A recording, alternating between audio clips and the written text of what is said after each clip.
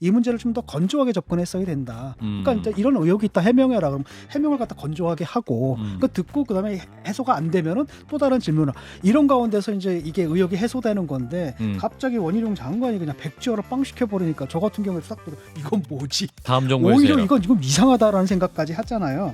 그래서 원희룡 장관 같은 경우 이제 제가 볼 때는 이게 정치적으로 접근을 해버린 거잖아요. 그래서 두 가지 이유가 있었는데 하나는 이제 개인 정치를 하는 거죠. 그러니까 영부인을 내가 지키겠다, 총대를 내가 매겠다라고 해서 그 대통령실에 이제 눈도장을 좀 받는 측면이 있겠고 또 다른 한편으로는 가짜 뉴스 프레임을 걸잖아. 민주당이 그렇죠. 가짜 뉴스 프레임 이렇게 가지고 싸움을 걸면서 한 진영의 대표자로 등장하는 겁니다. 그래서 실제로 막 화환들이 쫙 걸리잖아요. 그래서 사실은 그 여권 주자들 중에서 한동훈이라든지 아니면 유병호라든지 이런 분내에서 조금 관심이 좀 떨어졌는데 갑자기 졸지에 지금 대표 전사를 좀 거듭났잖아요. 한동훈 유병호 다음에 예. 원희룡 장관이 됐다. 그러니까 이게 이제 그 뭐랄까 개인 정치로서 성공한 건데 스타 장관이 됐군요. 스타 장관이 그러면. 돼버린 건데. 예, 한판 브리핑 김수민 평론가와 함께하겠습니다. 어서 오십시오. 네, 반갑습니다. 자, 오늘과 수도권과 남부 지역에 폭우가 쏟아지고 있습니다. 지금 굉장히 비상황 걱정 상황인데 어떻습니까? 네, 행정안전부는 오늘 오후 3시 40분 수도권 그리고 부산광역시에 호우경보를 발효했습니다. 중앙재난안전대책본부는 1단계를 2단계로 위기경보 수준을 주의에서 경계 단계로 상향을 했고요. 예. 극한 호우가 내린 대표적인 지역은 서울 동작구 신대방동 일대와 금천구 구로구 영등포구 신길동 대림동이었습니다. 서울 지하철 1호선 남영역 금천구청 구간이 한때 운행이 중지되기도 했고요. 특히 신대방동 일대는 오후 4시 기준으로 시간당 73.5mm에 이르는 기록적인 폭우가 있었습니다. 부산에서도 시간당 최대 60mm가량의 비가 내렸고 수영 구는 3시부터 1시간 동안 74.5mm가 내리기도 했습니다. 이번 비는 천둥 번개를 동반하면서 내일까지 전국에 강하게 내릴 예정이고요. 예. 밤사이 시간당 강수량은 30 내지 60mm에 달할 것으로 보입니다. 중대본은 반지하 주택, 산사태 취약 지역 등에서 호우로 인한 인명 피해가 우려될 경우에 주민들을 신속하게 사전 대피시키라고 지자체에 지시했습니다. 예, 퇴근길에도 빗길에 또 안전운전 하시면 좋겠고 행안부의 또 안전 안내 문자에 따르면 주말까지 많은 비가 예보된 상황입니다. 집 주변 배수로를 미리 정비하시고 계곡, 하천변, 산책로 등 위험 지역 방문을 자제해달라라는 소식까지 있군요.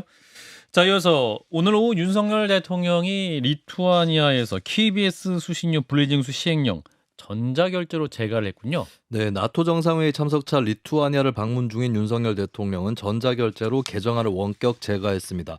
이로써 1994년부터 29년간 이어진 TV 수신료 통합 징수 체계가 바뀌게 되는데요.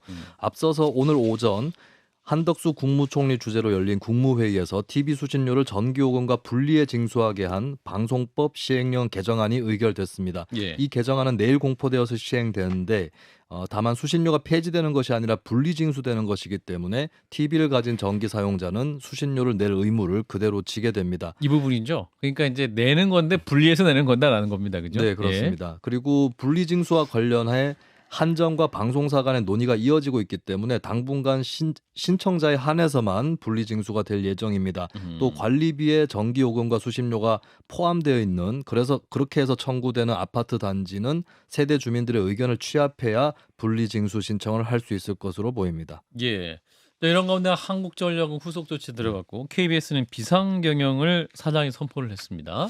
네, 분리징수를 하게 되면 한전이 부담하는 징수 비용이 419억 원에서 최대 2,269억 원까지 그러니까 5배 이상 늘어날 것으로 예상이 되고 있습니다. 왜 이게 징수 비용이 늘어나죠? 한전에서 2천억씩이나 늘어납니까? 징수 비용이? 그렇습니다. 전기요금 징수할 때 같이 할 때에 비해서 5배 이상 늘어난다라고 그렇군요. 하는 건데 안 고지서 그래도 필요한가 한전 봐요. 경영이 크게 악화가 됐기 때문에 수수료 인상이라든지 징수 방법에 대해 고민할 수밖에 없는 상황입니다. 예. 수수료에 대해서는 수수료율 인상이라든지 혹은 증가 비용을 KBS에 청구하는 방안을 검토하고 있고요. 청구서 제작에 대해서는 TV 요금, TV 수신료를 별도로 청구서를 제작을 할지 아니면 기존의 요금 청구서에 절취선을 그어서 구분할지가 관건이 되고 있습니다. 예. 한편 KBS는 김의철 사장을 통해서 어제 비상경영 체제를 선포를 했습니다.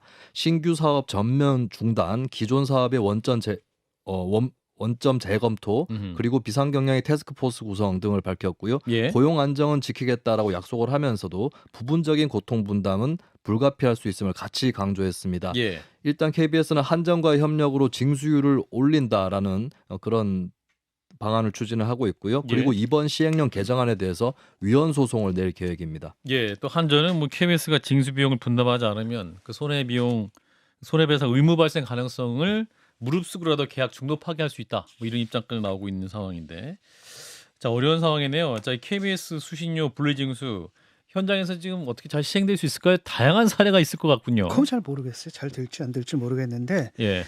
불필요한 감정 싸움이잖아요, 이게. 보통 KBS 분리징수하자라는 얘기는 정권 바뀔 때마다 각종 진영에서 했던 얘기예요. 그러니까 일종의 압박 카드였던 거죠. KBS 사장장 공영방송을 내려놔라든지 등등등등. 요번에도 이제 그렇게 얘기를 했는데 김우철 사장인가 이분이 그냥 걸어버렸잖아요, 그걸. 그러니까 청와대에서 잘 됐다 싶어가지고 그냥 날려버린 거거든요. 그러니까 원래는 이제 자기들도 할 생각이 없었는데 저쪽에서 나오니까 감정 싸움을 지금 하는 거거든요. 근데 그 결과가 바로 뭐냐면은 지금 최대 1,800억까지 아까 2,400 얼마죠? 2,269억에서 419억을 빼면 한 1,800억 정도거든요. 그러니까 징수 비용만 징수 비용이 1,800억이 더 들어가는 이런 부조리한 일을 지금 하고 있는 겁니다. 정치권에서. 저는 얘가 이해를 못 하겠거든요. 아니 이게 왜 이런 손실을 왜 입어야 되는 겁니까? 이 1,800억을 딴 데 쓰면 되잖아요. 그러니까 정권의 입장에서 이제 어떻게 보는 거냐면 이런 거 같아요. 그 뭐 공영방송 그까짓 거 뭐 KBS나 MBC나 그 중에 하나만 있으면 돼. 어차피 둘 다 좌파가 장악하고 있고 그걸 우리가 먹기가 힘들다라고 한다면 하나만 있으면 돼.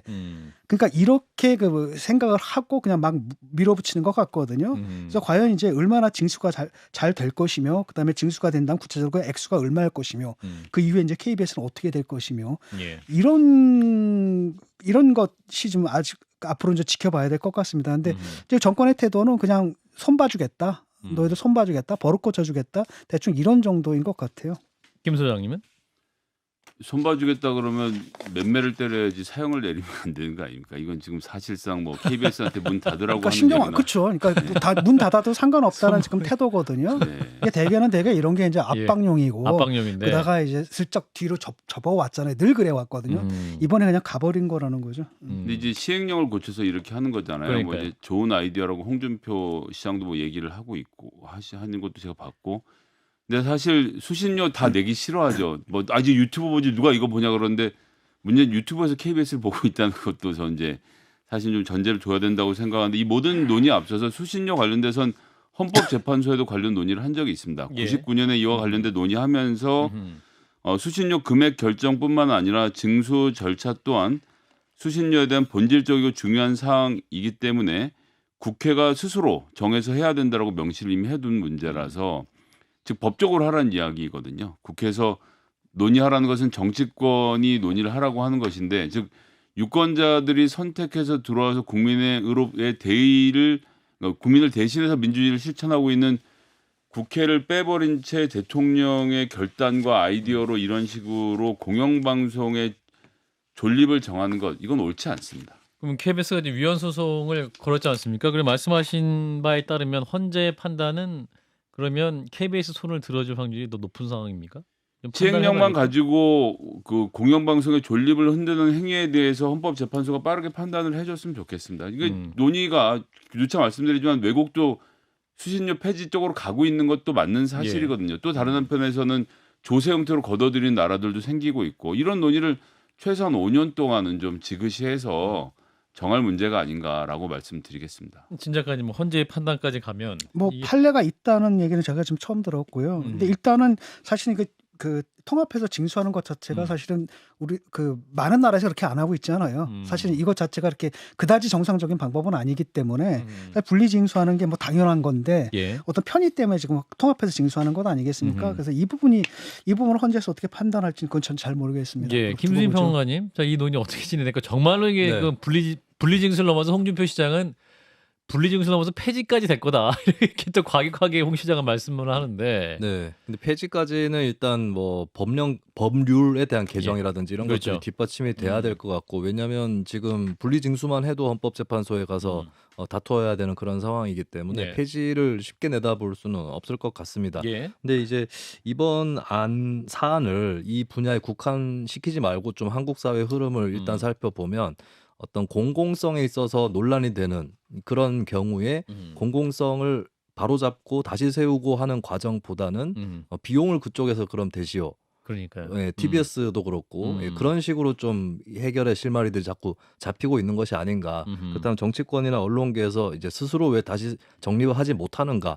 이 부분에 대한 공공성에 대한 고민들이 좀 필요해 보입니다. 예, 이게 공영방송의 역할은 무엇인가? 정말 필요한 것인가? 필요하다면 어떻게 지원을 하고 어떻게 만들어가야 될 것인가?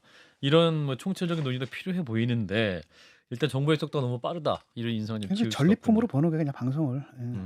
예. 자, 그래서 대통령 얘기를 해보겠습니다. 자, 북대서양 조약기구 나토 정상회의가 열리는 리투아니아에 이제 도착을 했는데 대통령 일정이 어떻게 됩니까? 네, 리투아니아 빌뉴스에 도착한 윤 대통령은 내일 12일까지 이곳에 머물면서 나토 정상회의에 참석을 하고 또 각국 정상들과 별도의 양자회담을 엽니다. 예. 안보 및 공급망 협력의 논의라든지 또 부산 엑스포 유치 지지 등이 주요 활동이 될 것 같고요. 예. 미국 상원의원단과의 접견 그리고 리투아니아 대통령이 주최하는 만찬에 참석하는 일정도 계획이 됐습니다. 그리고 오늘은 옌스 스톨텐베르그 나토 사무총장과 면담을 가졌는데요. 윤 대통령은 인도 태평양 지역 국가들과 나토와의 긴밀한 협력이 그 어느 때보다 중요하다고 강조했고 예. 스톨텐베르크 총장은 한국은 나토의 중요한 파트너라고 화답하면서 우크라이나 전쟁 규탄에 대해서 감사의 뜻을 전하고 북한 핵미사일 위협도 중요한 문제라고 언급을 했습니다. 오늘 한국과 나토는 국가별 적합 파트너십 프로그램 ITPP를 체결하는데요. 기존에 양측이 맺었던 국가별 파트너십 협력 프로그램 IPCP를 격상시켜서 과학기술, 대테러 등의 11개 분야에 대한 새로운 협력 방안을 담게 됩니다.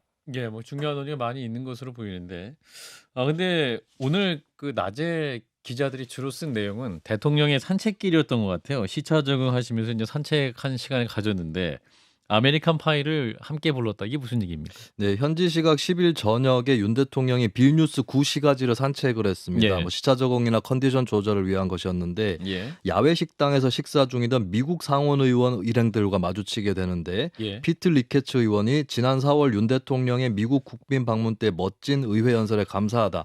내일 아침 접견을 고대하고 있다라고 인사를 건넸고 미 대표단 의원들이 아메리칸 파이 그러니까 윤 대통령이 방미에서 불렀던 노래를 합창하면서 친밀감을 드러냈습니다. 예, 그리고 윤 대통령은 샤를 미셀 유럽연합 정상회의 상임의장과도 마주쳤는데요. 예. 미셀 의장은 지난 5월 방한 당시에 환대를 받았던 데 대해서 감사의 뜻을 전하기도 했습니다. 예. 그리고 한편으로 산책 당시에 윤 대통령이 입은 회색 경량 패딩이 국내 누리꾼 사이에 화제가 되기도 했습니다. 아. 윤 대통령이 과거에 외출할 때 자주 선보였던 복장이기도 합니다. 예, 유튜브 보시는 분들은 이 회색 패딩 이 사진 함께 보실 수 있을 텐데, 자 일단은 윤 대통령의 산책길, 아메리칸 파이 열창 오늘 기사가 많이 나왔거든요. 자 진작하면 방송하기 위해 그것까지 봐야 하니 그냥 넘기죠 이런 건. 아메리칸 파이. 그래도 뭐 우리 대통령에 대해서 뭐 이게 미국 상원 의원들이 친밀감을 표시했다는 것은 그렇게 나쁜 건 아닌 것 같은데요, 김성현 소장님. 뭐 지난번 이제 그 미국에서의 합창 이런 것들이 좋은 인상을 남겼고 그런 외교가 이어지는 점에 대해서 뭐 전 긍정적으로 평가합니다. 예. 근데 사실 지금 이제 나토를 갖다 폴란드까지 방문을 하잖아요. 근데 이제 보수 세력에는 또 어떤 일종의 뭐라고 표현해야 할지 모르겠는데 잘못된 생각이 있냐면요. 러시아와 우크라이나 전쟁에서 우크라이나가 승리하면 여기에 중국이 움찔해서 대만을 공격하지 않을 것이다. 그래서 우크라이나가 전쟁에 이기기에 우리나라가 어떻게든 도와줘야 된다라는 레토릭이 있습니다. 그런데 마침 폴란드를 방문을 하시잖아요. 예. 폴란드에 우리나라에서 수출한 수십만 발의 105mm 포탄이 있죠. 이거 지금 엄청 쓰고 싶은데 우리나라가 서명을 하지 않으면 이 포탄을 우크라이나로 반출을 할 수가 없거든요. 예. 그러니까 전장 바로 앞에서 지금 택배가 대기하고 있는데 우리나라가 사인하느냐 마느냐의 상황에서 대통령이 나토를 거쳐서 폴란드를 방문하는 것은 혹시 그런 것과 관련된 논의를 하기 위한 것이 아니냐라는 저는 우려와 걱정을 하는데 뭐 제 우려가 외교적 식견이 짧으니까 틀릴 수도 있지만요. 그러니까 언론은 그런 걸 좀 논의해야 되지 않겠느냐. 예, 뭐 회색 패딩 겸손하게 입고 다니시는 거 박수 쳐드리고요. 예. 그런 왜 방문을 했고 왜 폴란드까지 가는지에 대해서 좀 더 많은 언론들이 해석해주고 좀 설명해 주셨으면 좋겠습니다. 그 폴란드 방문한 거는 그 방산 문제 때문입니다. 지금 우리 K2 전차하고 전차. 그다음에 K9 자주포하고 이걸 예. 엄청나게 많이 사들였고 그다음에 이제 FA50 같은 거 연습기 같은 거 경공격기죠. 이게 지금 엄청나게 들어가 있고 그러니까 폴란드가 한국과 손을 잡고 유럽에 생산 기지를 만들고 싶어해요. 그냥 한국 물건 그냥 사는 게 아니라 독자 생산을 하고 같이 개발도 하고 이런 걸 원하기 때문에 예. 아마 방산 협력 차원에서 갔던 것 같고 지금 우리가 이제 포탄을 넘겨주는 건 이제 미국을 통해서 간접적으로 가는 건 가능해도 폴란드까지 가는 건 좀 힘들어 보이는 것 같아요. 아니 폴란드 수출을 또 별도로 한 게 또 있습니다. 네, 미국 근데 하는 거 그거를 아니고. 도입하려면 하는 건 좀 다른 문제인 것 같고요. 왜냐하면 우리가 일단은 약속을 했기 때문에 살상 무기를 주지는 않겠다라고 얘기를 했고 비전투 무기를 주기로 했고 그래서 그거는 좀 오버한 것 같고 다만 이제 이거죠. 그 나토가 연장되는 거잖아요. 예. 사실상. 그러니까 유럽 연합에서는 이제 뭡니까 그 러시아 또는 중국을 갖다 견제하기 위해서 나토를 갖다 동아시아로까지 확장하려고 하는데 그게 좀 황당하지 않습니까? 그 나토가 뭡니까? 그거 북대서양인데 대서양에 살지도 않는 우리한테까지 연장을 하려고 하는 거고 예. 일본은 거기서 굉장히 강한 뭐랄까 국익이 달려 있는 겁니다. 왜냐하면 예. 군사 대국화, 재무장화를 갖다 추구하고 있기 때문에 그런 요구들을 그냥 간단히 받아 안지만 우리 같은 경우에 좀 상당히 애매모호하잖아요. 그런 입장 속에서 우리가 처해 있는데 어쨌든 뭐 상황이 그러다 보니까 그러니까 일본이 이제 여기에 호응하는 거하고 우리가 호응하는 건 상당히 좀 차원이 좀 다른 문제거든요. 우리는 이제 뭐 국익에 도움되는 측면도 있지만 국익에 부담되는 측면도 있고 그런데 현 정부가 조금 한쪽으로만 일방적으로만 가는 것 같아서 조금 걱정스럽긴 합니다. 네, 김 소장님. 그래서 저쪽은 북대서양 노스 아틀란틱 TO를 만드는 거고 여긴 지금 인도 퍼시픽 TO를 또 만들고 싶어하는 겁니다. 입토와 나토를 만들자라고 일본이 생각하고 있는 것 같은데 예. 거기에 우리가 그 질서에 편입될 것인지에 대해서 우리 정부와 국민들이 정말 진지하게 논의를 했던 적이 있는지 이렇게 그냥 나토에 너무 가깝게 어울리는 모습을 보여주는 것이 외교적으로 맞는지에 대해서 좀 고민이 많이 되네요. 예. 또 이제 야당에서는 대통령이 기시다 총리와의 정상회담에서 이 오염수 문제 반대 명확히 해야 된다 이렇게 주문하고 있는데 김수인 평론가 어떻게 보세요? 우리 대통령이 그 말씀 하실까요? 명확하게 꺼내실 거로 보십니까? 네, 일단 정부의 입장이 공식적으로 정해져서 발표된 게 아니기 때문에 예. 그 자리에서 뭐 반대한다 이런 의견을 꺼내기도 쉽지 않아 보이고 그리고 기시다 총리하고 회담이 끝난 직후에 찬성한다 혹은 반대한다라고 정부가 입장을 밝히기도 쉽지 않지 않을까. 네, 그런 측면에서는 당분간 정부의 분명한 찬반 입장 표명 이런 것들은 좀 예상하기 어렵다. IAEA 결정을 존중한다 이런 정도는 충분히 할 수 있을 것 같은데요. 진 작가님. 뭐 그렇겠죠. 그러니까 이미 사전에 이건 사전에 검토가 끝난 거고, 네. 그러니까 국민의 생명권과 건강권 이런 차원에서 접근한 게 아니라.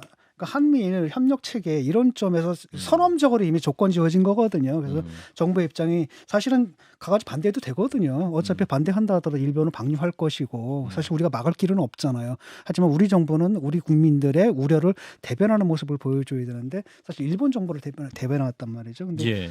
이번에 그냥 반대해도 되는데 못할 겁니다 아마. 못할 거다. 자, 이어서 양평 고속도로의 길 이어가 보겠습니다. 오늘도 이어지고 있는데, 자 김건희 여사 일가 땅이 있는 강상면 이제 그 종점 JC 분기점으로 하는 대한 노선이 이제 문재인 정부가 선정한 민간업체가 제시한 안이다 또 알려지면서 새로운 파장이 일고 있습니다. 네, 국민의힘 김정재 의원에 따르면 문재인 정부 시절인 2022년 1월 국토부가 서울 양평 고속도로 타당성 조사를 추진하면서 복수의 대안 노선 검토를 시작했는데요. 그해 3월 설계 전문 2개 업체에 공동 용역을 맡겨 2달간 검토한 결과 현재 논란이 되고 있는 그 노선을 대안으로 국토부에 보고했다는 겁니다. 그 이유로는 이제 주민민원, 환경보호 공사 비용을 들어서 노선 변경을 보고했다라고 하는 것이고요. 예. 이를 두고 국민의힘 윤재욱 원내대표는 민주당 논리대로라면 문재인 정권이 유력한 야권 대선 주자 부인에게 특혜를 주기 위해 기획했다는 말이라면서 황당하다라는 비판을 내놨습니다. 예, 그리고 또 이제 논란이 된 강상면 이 JC 안을 두고 양평군이 또 과거에 검토했는지에 대해서 여러 가지 또 보도가 계속 쏟아지고 있어가지고. 네. 일단은 두 가지 보도가 눈에 띄는데요. 예. 문화일보 단독 보도에 따르면 민주당 소속의 정동균 전 군수가 취임을 하기 전인 2018년 2월에 이미 양평군 2030 기본 계획에 지금의 대안노선과 유사한 강상면 종점안을 담은 것으로 파악이 됐다고 합니다. 예. 한 양평군 관계자는 국토부의 의견을 내는 과정에서 실무진이 대안노선이 가장 합리적이었다라고 현 전진선 국민의힘 소속 군수에게 보고했다라고 했다는 그런 내용도 들어가 있고요. 예. 그리고 다른 맥락의 보도도 나왔습니다. 올해 들어서도 양평군이 종점 변경안에 미온적이었다라고 하는 내용입니다.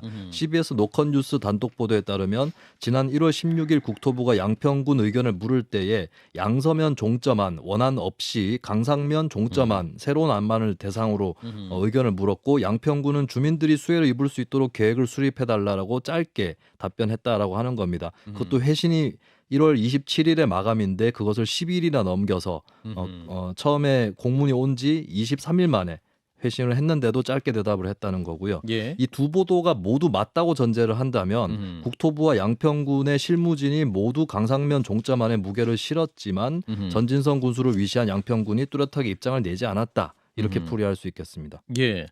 자, 그리고 이제 김건희 여사 일가가 보유한 토지에 대해서도 오래전 물려받은 선산일 뿐이다라는 이제 반론이 있었는데, 하지만 또 이 땅의 용도 때문에 논란도 계속 나오고 있네요.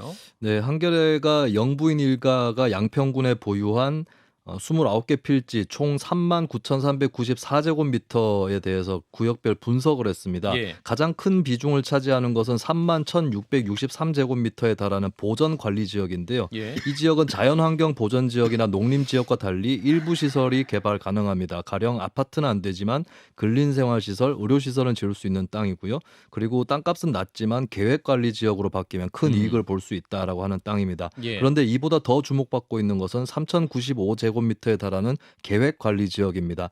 비도시 지역 중 도시 편입 가능성이 큰 땅으로 상업시설 개발 제한이 거의 없고 투자에 적합한 땅이라고 불리우는데요. 이 땅은 과거에는 임야였지만 영부인 일가가 등록 전환, 지목 변경 작업을 통해서 토지, 도로, 창고 용지로 바뀐 바 있습니다.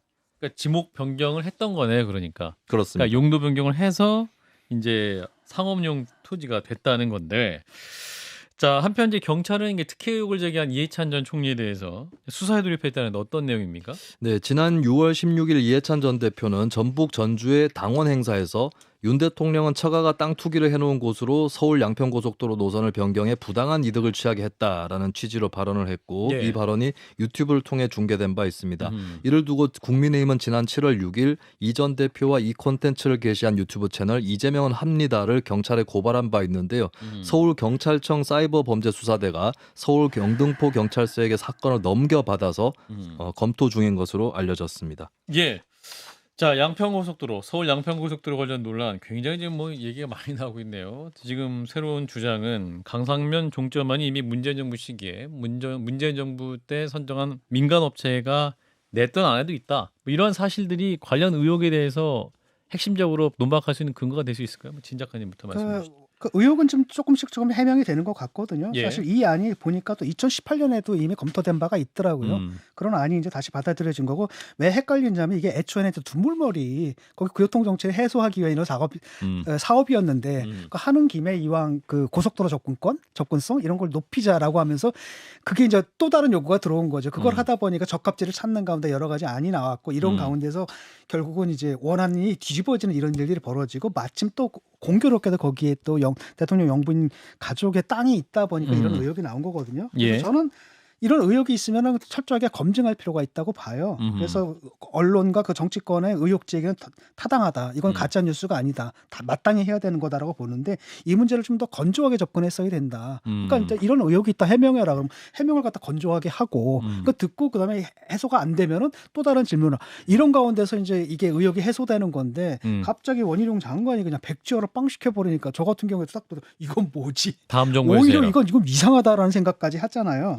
그래서 원희룡 장관 같은 경우 이제 제가 볼 때는 이게 정치적으로 접근을 해버린 거잖아요. 그래서 두 가지 이유가 있었는데 하나는 이제 개인 정치를 하는 거죠. 그러니까 영부인을 내가 지키겠다, 총태를 내가 매겠다라고 해서 그 대통령실에 이제 눈도장을 좀 받는 측면이 있겠고 또 다른 한편으로는 가짜 뉴스 프레임을 걸잖아. 민주당이. 그렇죠. 가짜 뉴스 프레임 이렇게 가지고 싸움을 걸면서 한 진영의 대표자로 등장하는 겁니다. 그래서 실제로 막 그냥 화환들이 쫙 걸리잖아요.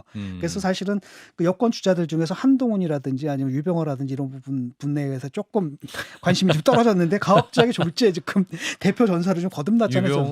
한동훈, 유병호 다음에 예. 원희룡 장관이 됐다. 그러니까 이게 이제 그 뭐랄까 개인 정치로서는 성공한 건데 스타 장관이 됐군요. 스타 장관이 그러면. 돼버린 건데 그 다음에 이들이 이제 지지를 몰아서 계속 싸움을 하겠다라는 건데 문제는 뭐냐면 이게 국책 사업인데 이걸 민주당 사과랑 연동을 시켜버리고 근데 일단은 당관이 말을 했거든요. 민주당 그러면 이제 어떻게 뒤집기도 뭐하게 됐단 말이죠. 그래서 빨리 민주당도 그렇고 그다음에 국힘도 그렇고 빨리 그 출구 전략을 찾아야 됩니다.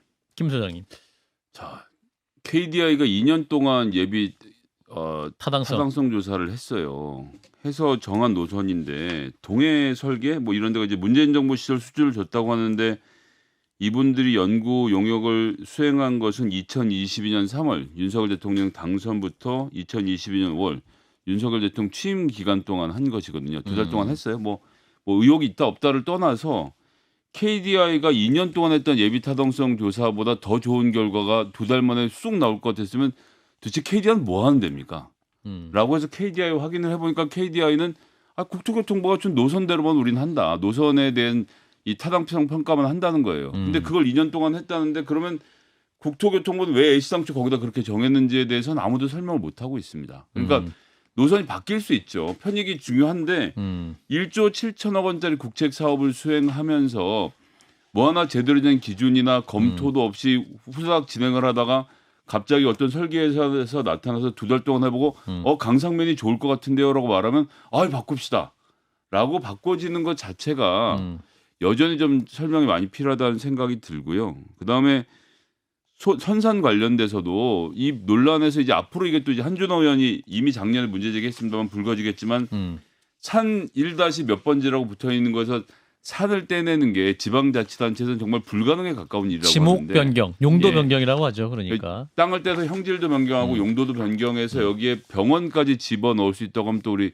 최은순 씨의 요양병원까지 생각이 나는 마당이라서 예. 게다가 양근대교라고 하는 양평읍에 넘어가는 다리 주변에 이분들이 땅을 많이 갖고 있던 사실들까지 고려하면 이게 뭐가 문제가 있네 싶은 생각이 들게 되지 않겠습니까?